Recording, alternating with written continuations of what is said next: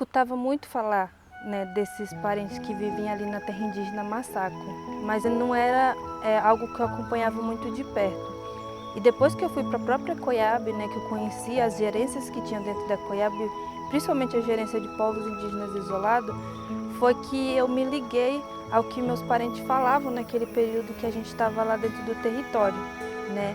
E eles começaram a trazer isso, que tinham os nossos parentes que trabalhavam na frente de proteção ali daquela região e que falavam muito que não conseguiam se aproximar, né, daquele povo e não sabiam ainda quem que era de fato aquele povo. E eu lembro que em algumas histórias que meus tios contavam mesmo, eles também colocam que tinha um outro povo que andavam ali dentro da terra indígena, mas que ninguém nunca conseguiu ver, a gente só conseguia escutar. Que uma vez acharam um pote de barro que tinha Massaco dentro, que falam que daí que surgiu o nome, né, da terra indígena Massaco, porque eles acharam um potinho com um Massaco dentro, que inclusive um dos meus tios, ele tinha esse potinho, só que o pessoal derrubaram e ele ficou bem triste, porque era um pote que quando você colocava água, ficava bem geladinha, como se fosse um filtro. Então, conhecia já esse histórico já há muito tempo, que os mais velhos vêm contando que achavam vestígio deles, né?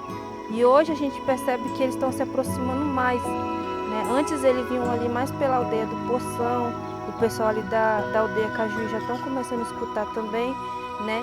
E aí eles já acham as armadilhas que são deixadas por eles, né?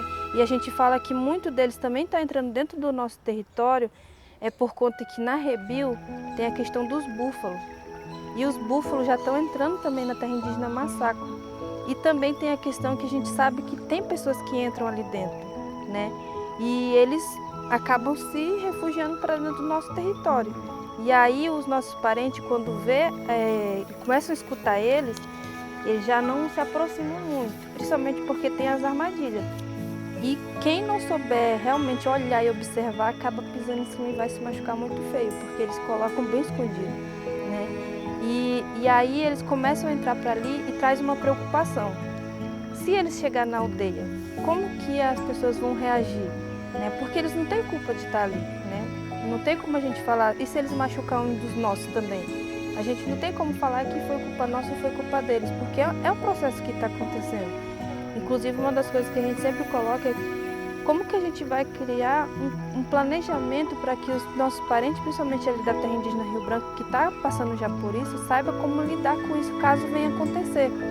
Porque nós não temos culpa e nem eles têm culpa desse... Porque antes a gente até fala, né? Nós não tínhamos limite para a gente. Hoje foi colocado esse limite, né? De marcar que aqui é o nosso território, ali é o território deles. Mas para os parentes indígenas isolados, a gente não tem limite e eles não têm fronteira. Então eles vão andar livremente, né? Por isso que a gente chama povos indígenas livres, os parentes outros manchineros chamam povos desconfiados, outros já chamam povos autônomos, porque cada um vê eles de uma maneira diferente. Porque a gente sabe também que eles vêm para caçar alimentos para eles também, né? Porque naquela região a gente não consegue saber o que está se passando, né? Se está acabando a alimentação deles também. Eu acho que é uma decisão que eles colocam mesmo, né? Porque eu até falei ontem sobre uma decisão que nós, enquanto Tupari, tinha. A gente não queria fazer o contato, né? E eu lembro muito, isso tem até registrado, que os nossos mais velhos falavam, a gente não quer o contato porque a gente sabe que os Tarupá, na nossa língua, eles vão trazer destruição, eles vão trazer doença, né?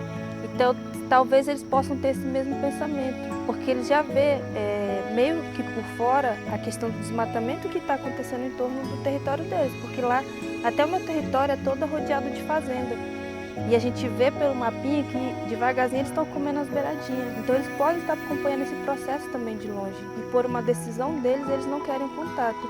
E nós respeitamos isso, né? Não é à toa que quando eles se aproximam das aldeias lá, os próprios parentes não querem se aproximar deles.